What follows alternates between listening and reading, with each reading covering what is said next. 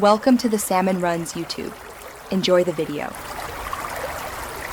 Start by preparing your Crusher AnC2 for a factory reset process. Charge the headset to at least 20% battery before you begin.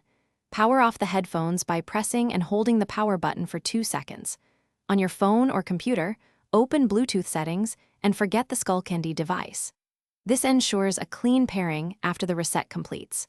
Also, remove the Skullcandy app profile if you use personalized EQ or ANC presets. With the headset powered off, locate the power and volume plus buttons. Press and hold both power and volume plus together for 10 seconds. Keep holding until the LED alternates flashing red and white lights. Release both buttons immediately when you see the flashing pattern. The flashing confirms the internal settings were cleared and the unit reverted to factory defaults. Finally, power the headphones on and enter pairing mode to pair as a new device. After the reset, reinstall or open the Skullcandy app to configure features. Put the headphones in pairing mode and connect them as a new Bluetooth device. Reconfigure ANC level, EQ presets, and voice prompts inside the app.